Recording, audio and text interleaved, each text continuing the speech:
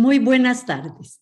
De nuevo con ustedes, como todos los miércoles en Alto Voltaje y en la grata compañía de don Fausto Amador Arrieta. Hoy vamos a hacer un programa un poco diferente.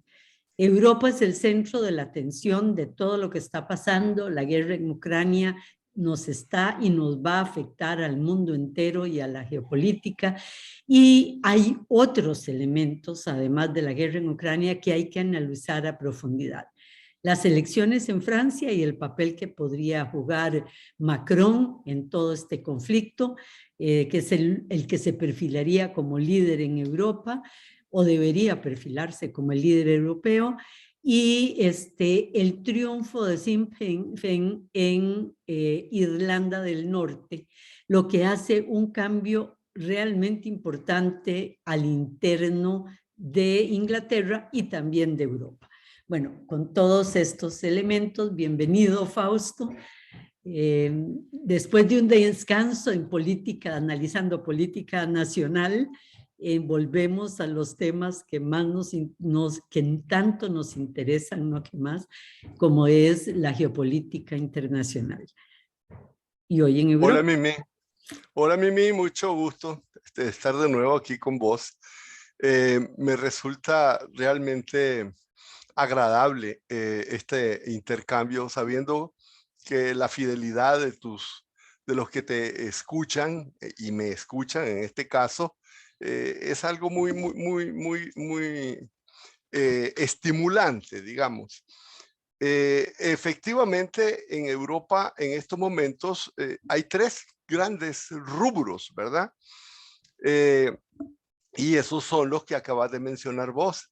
Las elecciones legislativas en Francia, donde todavía no todo está decidido, las posibilidades o el camino cada vez más acentuado hacia la total independencia de Irlanda del Norte y la unificación de Irlanda, y lógicamente lo que todo está influenciando, pero en ningún lugar con mayor fuerza que en Europa, que es la guerra de Ucrania. Comenzando con el tema de las elecciones legislativas en Francia, lo primero que hay que hacer notar acá, antes de pasar a ninguna otra cosa, es que a diferencia de Costa Rica, en que hay elecciones presidenciales y legislativas el mismo día, en Francia tienen una característica casi única en el mundo.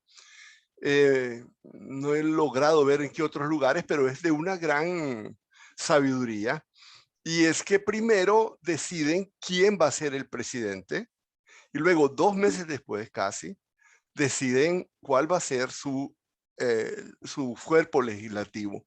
Y entonces el presidente es el que dirige al Estado, pero de la Asamblea Legislativa sale el primer ministro. Y entonces existe la posibilidad de que en una legislativa salga un primer ministro que no corresponde al partido o a la línea del presidente.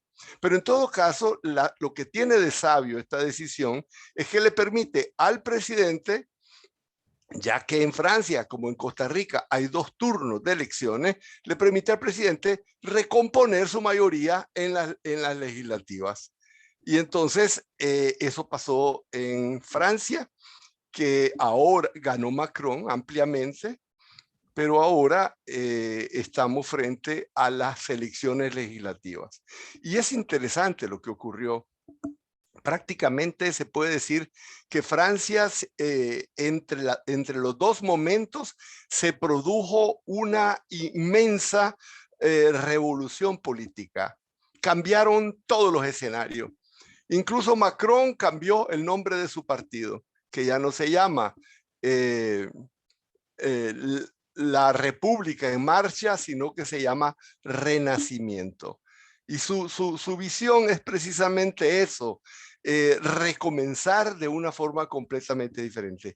Y ayer, justo ayer, en previsión de que íbamos a tener este programa, vino Macron, y que había estado gobernando como ministro con un primer ministro anterior y que no se sabía cómo iba a ser, acaba de nombrar a una mujer, la segunda mujer desde hace casi 40 años, primer ministra de Francia.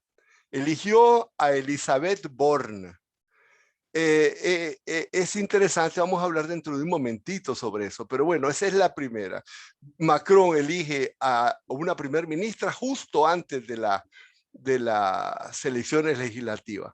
El otro fenómeno, un fenómeno formidable también, algo que no se había producido esta vez jamás en la historia, es que la izquierda se unifica. Pero una unificación realmente formidable. Las elecciones legislativas en Francia no son como en Costa Rica, un partido el mismo en todas partes, no, en Francia son totalmente unipersonales. En cada distrito se presentan los partidos con el nombre de los candidatos a ser diputados. Y entonces la unificación de la izquierda en Francia significa que en cada lugar electoral, en cada distrito electoral, se comprometieron a que se presente un solo candidato representándolos a todos. Eso es colosal, porque significa que la izquierda está dispuesta a sacrificarse. Ahora, ¿qué cosa es esa izquierda? El que más se sacrifica, pero el que tenía menos también que entregar es la socialdemocracia francesa, ¿verdad? La de es interesante porque, mira, la realidad es que la socialdemocracia francesa quedó barrida, totalmente barrida. Y entonces es increíble que la socialdemocracia francesa se una al Partido Comunista, se una a los verdes y todos bajo la dirección de Mélenchon. Mélenchon, exactamente. Y mira, yo he tratado ante esto de acercarme un poquito más al programa de Mélenchon y entonces yo tengo poca confianza de cuando hay demasiada histeria alrededor de un candidato. Trato de tener la mente abierta y me fui a leer a Piketty. Y Piketty dice, esto es lo mejor que le puede haber pasado a Francia, dice Piketty, porque dice Piketty que el problema más fuerte de Francia es la desigualdad. Y entonces, ante esa situación, imagínate que la desigualdad en Francia, para decírtelo muy rápidamente, pasó las 500 grandes fortunas de Francia, pasaron de representar el 10% del PIB en 10 años, del 2010 al 2020, a representar el 50% del PIB. O sea, una fantástica acumulación de riqueza. Y el segmento más pobre de la población de Francia pasó de tener el 10% del PIB, la parte más pobre, a tener el 5% del PIB. O sea, es impresionante la desigualdad y dice que el programa social, que esto va a obligar a Macron, aunque gane Macron, a recomponer su visión social. Y ahora, ¿va a ganar Macron? La encuesta de ayer dice que Mélenchon, se llama NUPES, Nueva Unión Política Social, Ecológica y Europea. Entonces, la encuesta dice que en el primer turno, porque también las encuestas, las elecciones legislativas son por 2 turnos, que en la primera va a ganar la izquierda, claramente. Y la segunda, ahí ya es otra cosa. Ahí parece ser que se va otra vez, porque de ahí se recompone todo, se presentan a la segunda solo 2, y en algunas partes va a ser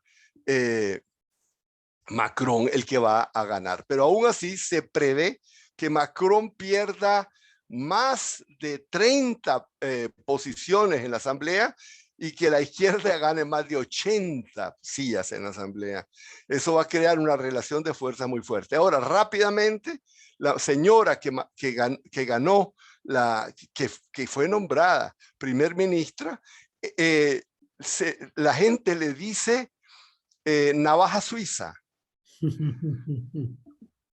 porque es una señora fantástica. Mira, nunca ha sido candidata y nunca ha sido diputada. Y esta señora viene de la izquierda, es socialdemócrata. Y ella fue en su generación la mejor matemática de secundaria. Y entonces se estudió, ganó competencias de matemática en secundaria, estudió ingeniería, se ha dedicado a puentes, carreteras, etc. Macron la nombró, apoyó a Macron. Macron la nombró ministra de transporte, ¿verdad? Y fue fantástica de transporte, y cuando tuvo problemas con los sindicatos, Macron la nombró nada menos que ministra del Trabajo y después ministra de Ecología, y parece ser que la señora es un as, pero las mejores cosas que tiene es que no le hace sombra a Macron, porque tenés que saber que la persona más adorada por los franceses, incluso en las encuestas de ayer, es Edouard Philippe, el que fue el primer primer ministro de Macron. Es más popular que Macron y por eso lo sacó Macron de en medio. Entonces, la primera es que no le va a hacer sombra a Macron. Segundo, que no va a competir con Macron. Y tercero, que va a seguir la línea de Macron porque es una macronista convencida. Ahora, es impresionante el juego de Macron, te digo. O sea, hay que darle crédito a Macron, sabiendo que la izquierda va a ser una fuerza de su nivel, o sea, que su negociación no va a ser con la derecha, sí, en alguna medida, porque lo va a apoyar la derecha, el centro derecha y la derecha en las legislativas, pero sin embargo, su negociación va a ser con la izquierda. Con esta primer ministra tiene el puente de plata para negociar con Malenchón. O sea, así es, porque además la extrema derecha se debilitó totalmente. Y aquí, antes de salir de este tema, te quiero decir que hace mucho tiempo se habla de la sociedad líquida. O sea, ya no estamos en el periodo de Zygmunt Bauman. Ya no estamos en el periodo en que todo es estable y todo es permanente, sino que todo cambia. Y eso ha creado lo que se llama el político líquido. Y el político líquido es diferente del político tradicional, que está obligado a mantener continuidad en idea, fidelidad a cierto tipo de cosas que llamaban principios. Ya no hay principios, lo que hay son fines. Y en cambio hay una adaptación sistemática no solamente a las necesidades actuales, sino al otro fenómeno, que es la sociedad del espectáculo. Y esto significa adaptarse también a atraer, a ocupar un espacio. Y Macron es el político líquido por excelencia, porque él dice, su ideología es, ¿cuál es la línea que va a seguir? Lo que funcione, dice él. sí, C'est qui marche. Será Lo que líquido, pero crea confianza en que los fines de Macron son fines que uno puede compartir, los fines que buscan, ¿verdad? Sin duda, sin duda, sin duda. Él tiene perfecta claridad de algunos elementos. Ha ido cambiando, él ha ido moderando, se ha dado cuenta, por ejemplo, en su primer programa dijo, ¿qué es esa locura de la cultura francesa? ¿Qué es eso? Nosotros tenemos una cultura europea, ¿qué es eso de cultura francesa? Ahora, en su carta a los franceses dice, tenemos que recordar la singularidad francesa, el orgullo de ser nosotros una cultura milenaria que viene de Pero los bueno, galos. está en guerra. Y si Sí, en la claro, guerra no se recurre claro, a eso, claro, no unifica un claro, país. Bueno, claro. Y más que está peleándose con nosotros. exacto. Pero Si gana Macron y logra una buena negociación con Malenchón, Madelson, podemos pensar en que asuma un liderazgo importante en esa locura que es en este momento Europa. Pero vayamos a la otra parte que está también bien cambiante en Europa, que es Irlanda, las elecciones en Irlanda del Norte y el triunfo, ¿qué significa de Sinn Féin en Irlanda? Con una pequeña introducción para que alguna gente que esté con menos información a la mano sepa qué significa el Sinn Féin y qué significa esa elección.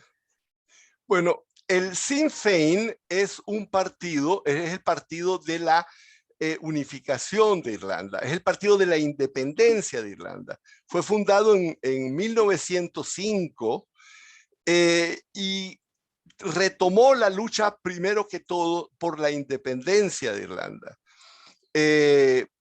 Fue una lucha extraordinaria, fue una de las primeras grandes guerras de guerrilla urbanas exitosas. Entró Inglaterra en la guerra mundial y el Sinn Féin mandó a todos los que se pudieran enrolar en el ejército inglés a la Segunda Guerra y regresaron entrenados, ¿verdad? Regresó el ejército, todos los irlandeses con un grado de entrenamiento militar extraordinario, y en 1921 el gobierno inglés se vio obligado a concederle una especie de independencia, una especie de autonomía, pero siguió luchando y en 1936 se creó la República de Irlanda, totalmente independiente. Pero bueno. Pero con un pedazo de Irlanda pero todavía en poder de los ingleses. Irlanda los ingleses se aseguraron de tener absoluta mayoría y se trasladaron a una zona pequeña que es Irlanda del Norte, donde ellos iban a dominar. Y pasaron más o menos 30 años dominando. En esos 30 años pasaron algunas cosas importantes, pero vamos a decirlas luego. A los 30 años comenzó una lucha de nuevo. El Sinn Féin comenzó de nuevo a luchar, esta vez de nuevo militarmente, con el IRA, el Irish Republican Army, que fue el mismo que logró la independencia al otro lado, y una lucha tremenda. En 1998 se llega a la paz, que se llamó del Viernes Santo. Según esa paz, se le permite autonomía de gobierno a Irlanda del Norte.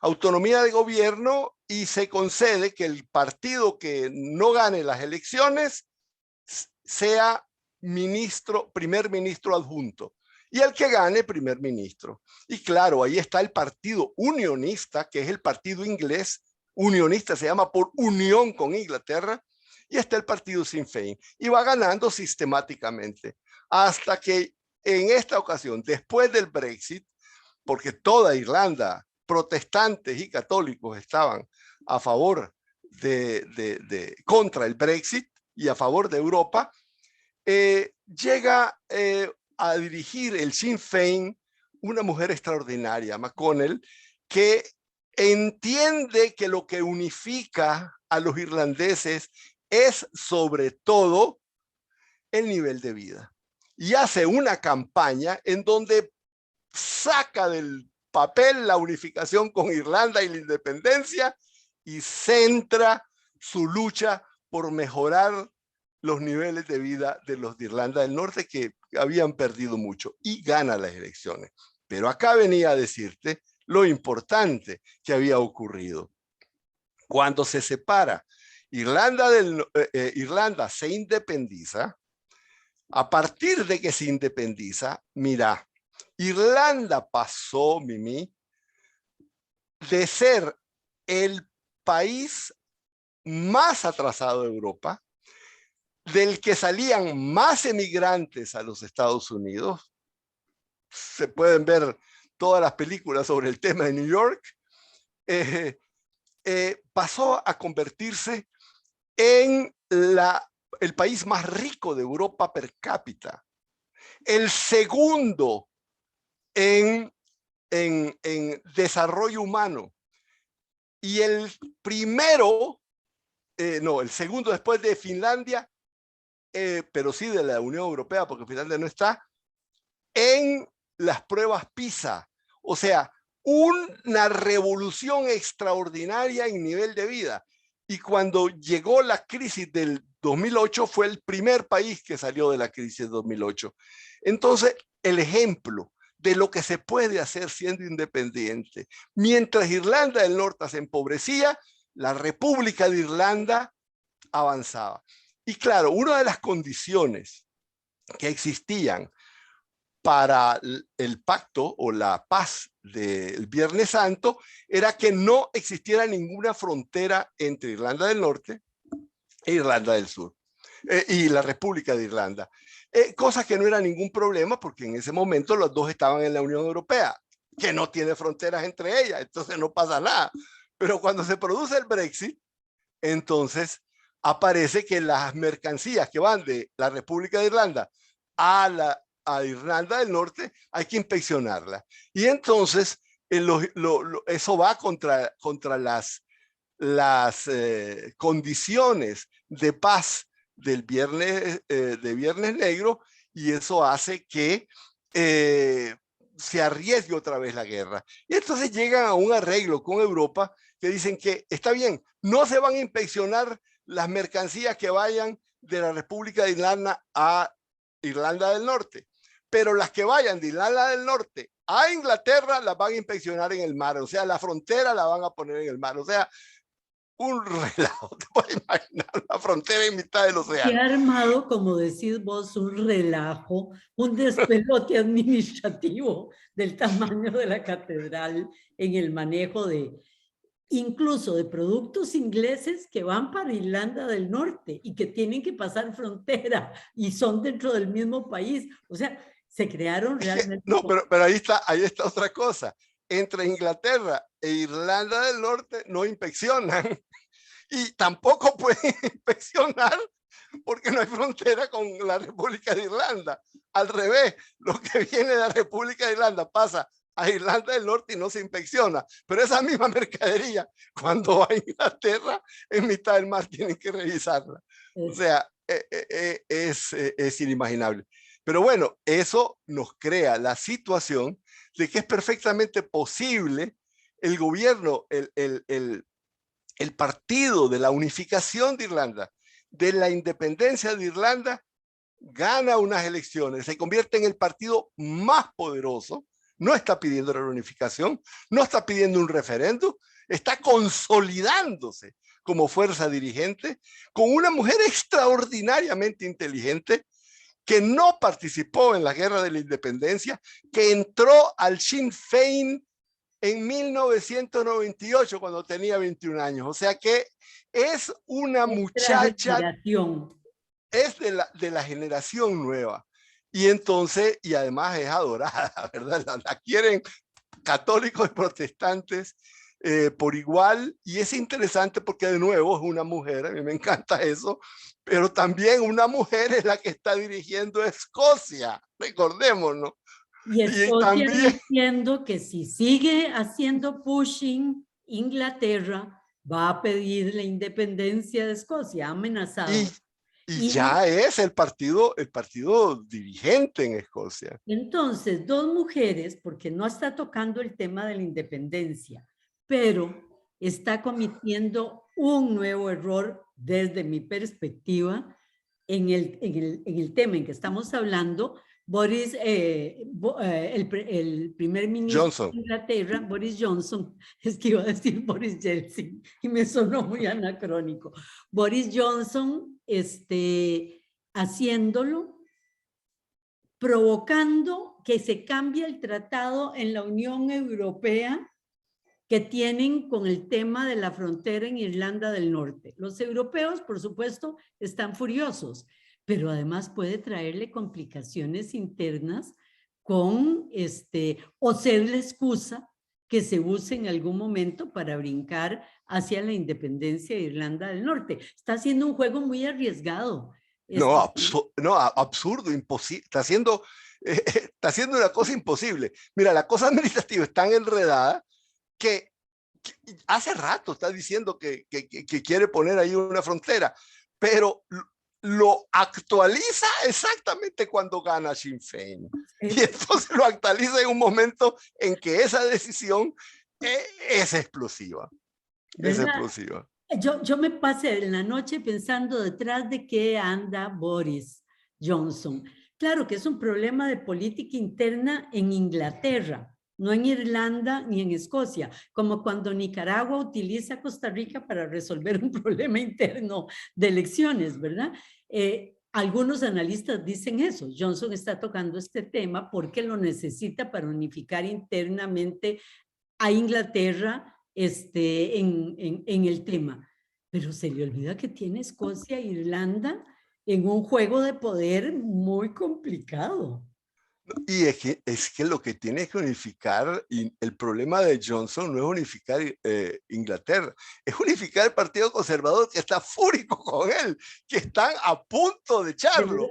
Y entonces él saca la bandera que siempre ha estado Del Brexit, viva. de nuevo.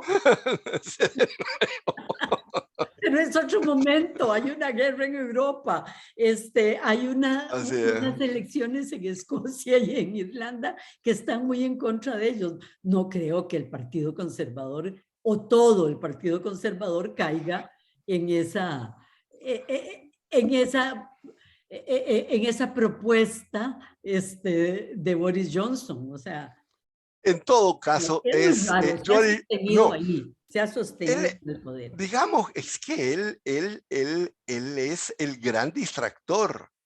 Sí, sí, Lo sí. que ha hecho siempre es agarrar un tema que llama la atención y todo el mundo se olvida del problema que representa él mismo. Y Exactamente. este es una cosa tan escandalosa, lo de revisar los acuerdos del Brexit es tan escandaloso que todo el mundo va a tener que hablar de eso porque es Hasta que realmente. alguien diga, este señor es el genio de la distracción, no los está haciendo una vez más hasta aquí, ¿verdad? Porque eso es lo que va a tener que hacer su partido, ¿verdad? Es más, entró a una guerra con Ucrania en el momento en que lo iban a destituir, ¿verdad? Es impresionante, pero bueno, vamos a un corte, Fausto, a todos ustedes, nos volvemos a encontrar en unos escasos minutos. De nuevo con ustedes, terminamos con Irlanda, Fausto, para entrar en novedades en la guerra en Ucrania, ¿o tenías algo que el corte te impidió cerrar con el tema? No, yo creo que dijimos las cosas esenciales, que es el hecho de que en la agenda europea está de nuevo la posibilidad de un terremoto para mí hermosísimo, porque desde que soy niño, desde que soy niño, apoyo las luchas de Irlanda, y fueron de los primeros libros que leí, las luchas del Sinn Féin. Igualmente, son esas luchas que tiene uno desde la infancia, hasta de la literatura más allá. Estamos hablando de Edad Media, estamos hablando de Mimi, Renacimiento, de época moderna, o sea, es el colonialismo inglés sobre dos Mimi, territorios cercanos. bueno, yo quiero aquí recomendar a todos tus y mis escuchas que por favor compren y lean Trinity. Trinity es la obra de León Uris, Ajá. más fantástica obra que cuenta toda la historia de las luchas de Irlanda, con un trasfondo de una historia romántica muy linda. Es una maravilla. Yo te decía que Yo no eso, lo he que leído. he adorado. Yo te decía, cuando yo te decía que desde niño, de las cosas que más he leído, y yo lo recuerdo con especial cariño, te lo voy a decir aquí, porque fue uno de los primeros libros, estando bastante pequeño, que me regaló mi hermano Carlos. Carlos me tenía mucho cariño y pasaba comprando libros para que yo leyera, y yo era un devorador de libros en mi infancia. Y Trinity fue uno de esos libros. Claro, él era un revolucionario y lógicamente luchaba contra Somoza Fausto está hablando y de todas las Carlos grandes Fonseca. de Carlos Fonseca Fonseca Amador. Maduro. Este, otro personaje que está con uno desde tiempos, ¿verdad? Y que no te abandona. O sea, yo me pesco, perdón por el desvío, pero yo me pesco cantando la canción, el himno a Carlos Fonseca muy regularmente, ¿verdad? Es una presencia importante. Bueno, tuve la ocasión de darle un saludo ahora y volverle a agradecer aquí públicamente que me presentara Trinity. Trinity. Muy bien, ahora sí, Ucrania. Estamos en un momento en que están comenzando a salir como así, como pedacitos de arena, como gotitas que se salen de un barril cerrado, la verdad. Le Monde sacó pruebas de torturas espantosas realizadas por El ejército ucraniano. el ejército ucraniano. Una gotita.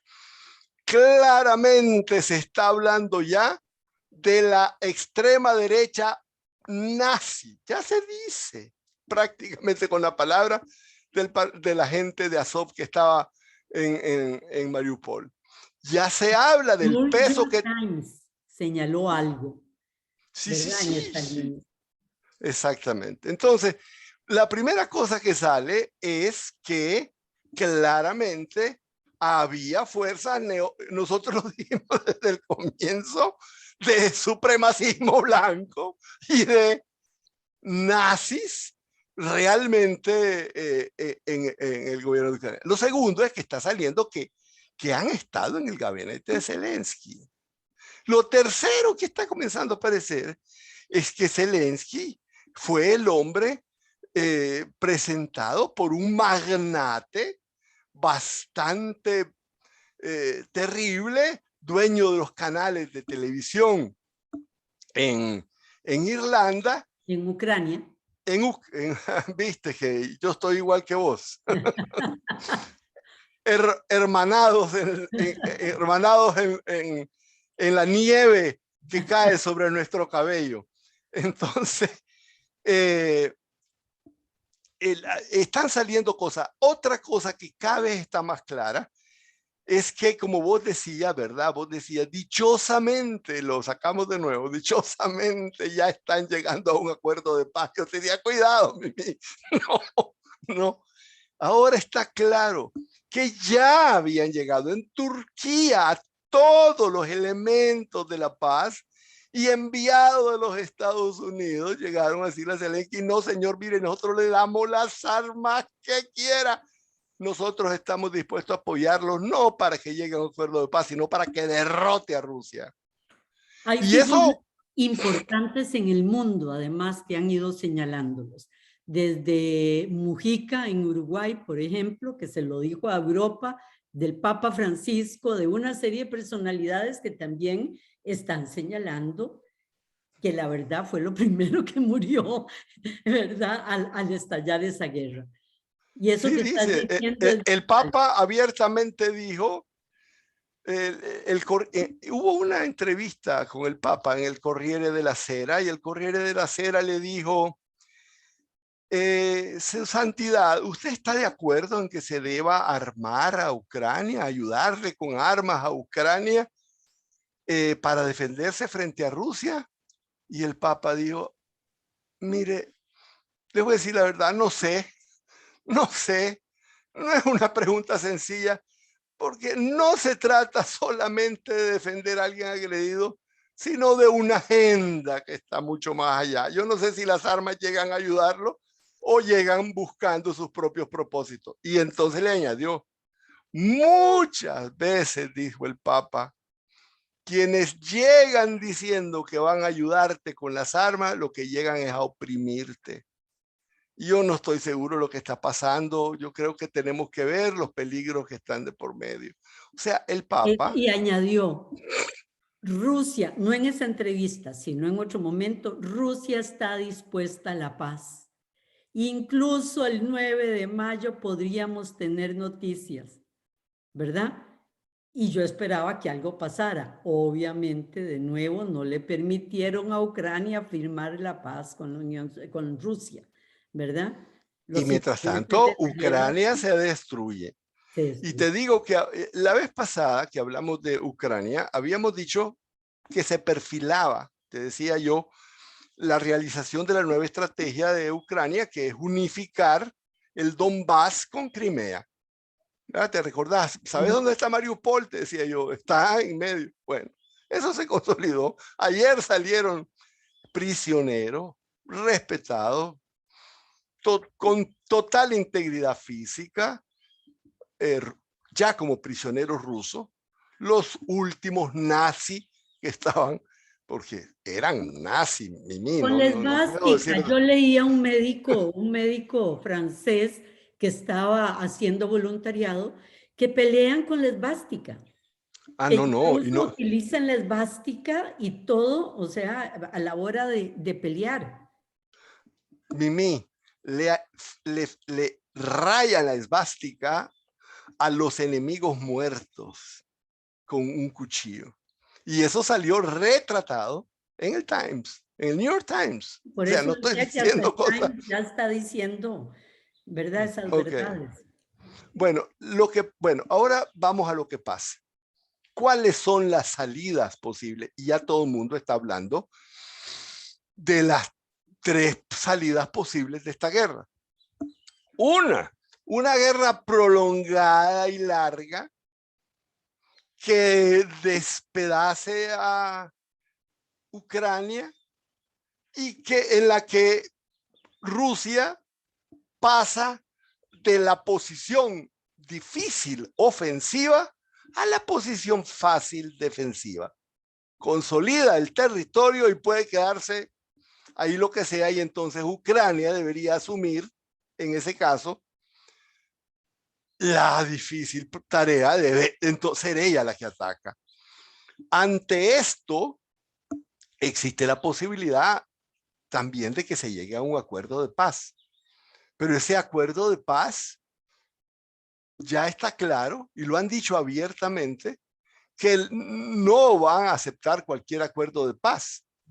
La otra posibilidad es que de repente, con el volumen de armas que está recibiendo, con una Rusia agotada, comience a perder terreno y exista la posibilidad de una posible derrota de Rusia. Ahora, aquí viene el punto.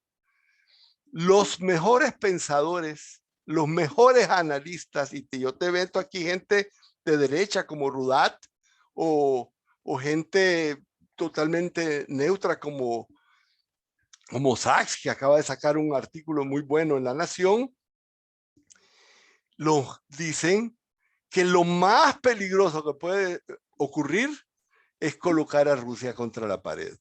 Porque en Alemania ese del caso, 20, del 14, de la Primera Guerra Mundial.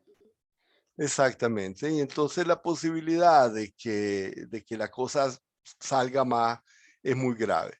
Han estado especulando con el hecho de que a lo mejor Rusia comienza a utilizar armas atómicas tácticas. Eso sería una total estupidez, pero estupideces ya Putin demostró que es muy capaz de hacerlas. Yo no jugaría mucho con Putin. La realidad es que en el Foreign Affairs, yo te había dicho, ¿verdad? Que amistades mías me habían dicho que a ellos les había sorprendido que Putin atacara, que no sabían que iba a atacar, que en Rusia nadie sabía. Mira, en el Foreign Affairs acaba de salir un artículo esta semana diciendo que Entonces, Mimi, en el Foreign Affairs aparece un artículo de Nina Khrushcheva en donde dice que la burocracia del aparato de seguridad de Rusia dio un golpe de estado al equipo técnico de la seguridad de Rusia.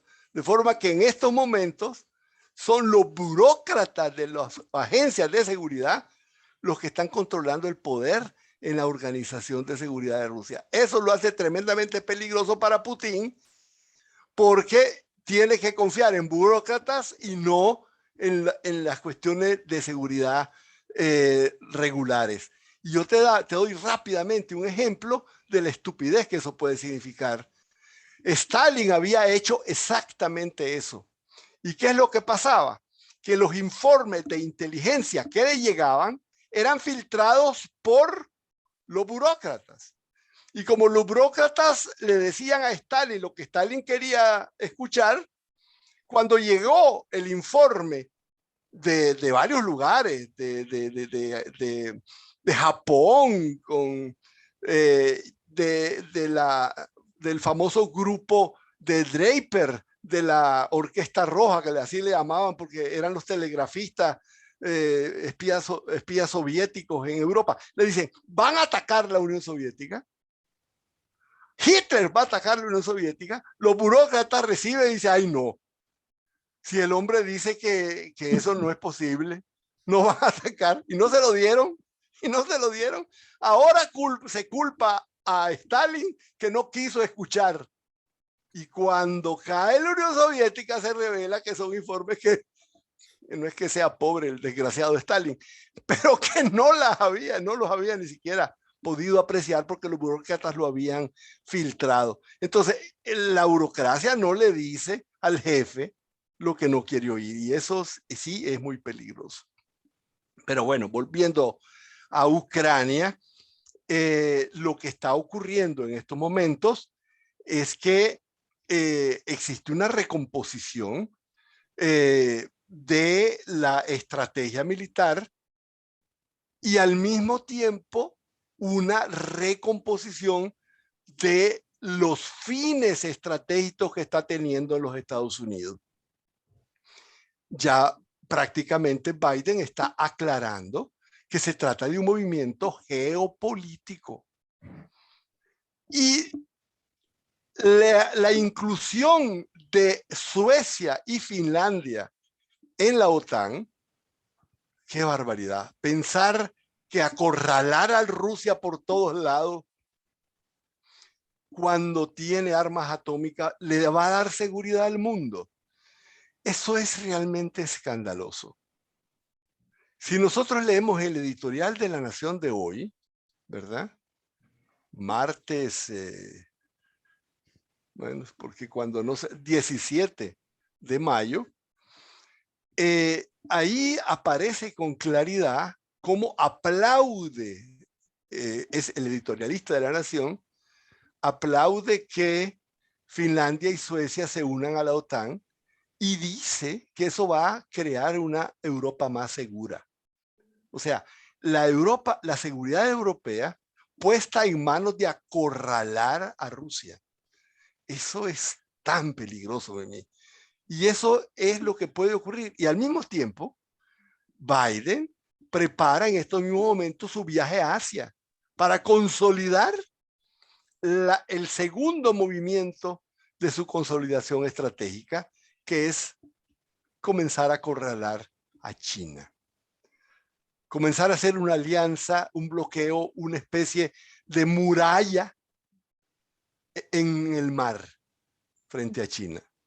Una cortina de hierro en el mar. Es interesante.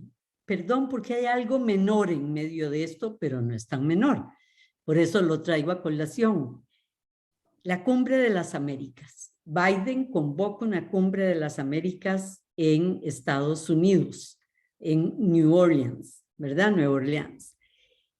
Es interesante porque, visto por las elecciones gringas, estamos viendo guerra en Europa, viaje a China y América entera metida en Estados Unidos y él presidiendo, da una imagen de poder geopolítico enorme que le puede beneficiar en las elecciones. O sea, es imagen a vender. Pero se la están boicoteando América Latina. México dijo, no vamos. Me pareció un poco hasta cursi inicialmente.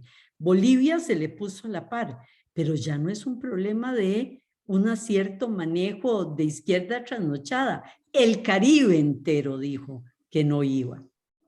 porque no se había invitado a Cuba, a Venezuela y a Nicaragua.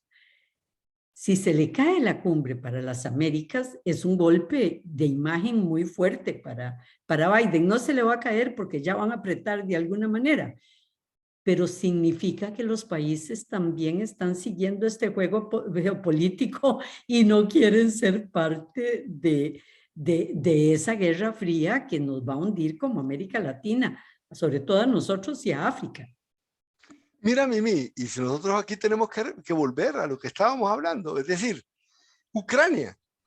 En el tema de Ucrania, prácticamente todas las naciones de la Tierra condenaron la invasión rusa. Y era condenable, digamos que era condenable.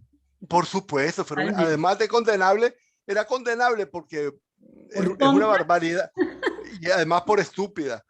Pero adicionalmente, y además porque logró exactamente lo contrario, pero adicionalmente, las naciones del mundo no se sumaron al boicot contra Rusia. Todo lo contrario. La gente no se sumó. La mayor parte de los países no está siguiendo y Estados Unidos está queriendo presionar a través de la banca internacional con que a todos los bancos que no entren en esto los va a sancionar. De nuevo, en Foreign Affairs acaba de aparecer un artículo que dice que lo que está logrando esto es poner en peligro el dólar como una moneda segura de intercambio internacional. Eso es todavía más grave. Y volviendo al caso, sí, porque todos los países, si los van a sancionar, porque voy a estar en dólares. O sea, es una cosa muy delicada. Y lo otro, la cumbre de las Américas, eso es un descaro, porque está haciendo la cumbre de las Américas, no la cumbre de las Américas, sino la cumbre geopolítica de la hegemonía norteamericana en América. O sea, está volviendo a decir, esta es una relación geopolítica. Es una reunión no de hermanos, no, es una reunión hegemónica.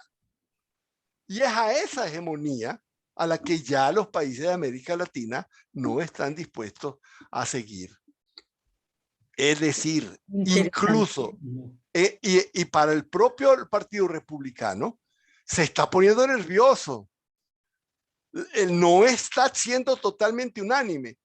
Y la simpatía de Biden no ha en absoluto progresado. Las elecciones de medio periodo vienen y la posibilidad entonces de una pérdida gravísima lo va a dejar realmente paralizado.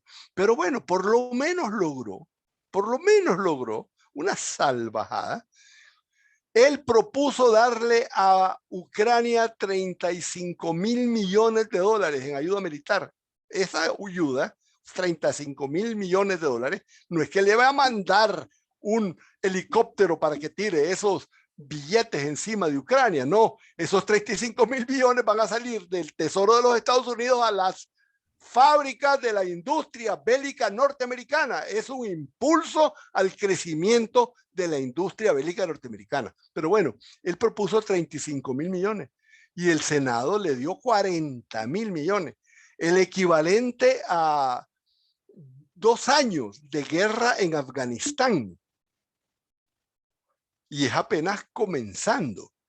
O sea, la situación, el proceso de convertir al mundo en un estado pre-guerra es muy serio. Así es, o sea, es casi impensable.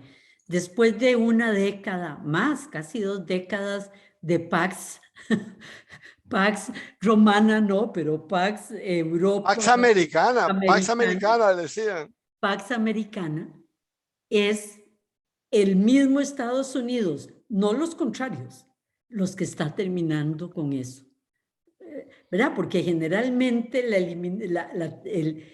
termina la Pax Romana por la fuerza de los países que la rodean buscando quitar hegemonía de los romanos. Pero aquí es interna. Sale de los Estados Unidos la eliminación del mundo que ellos mismos construyeron, ¿verdad?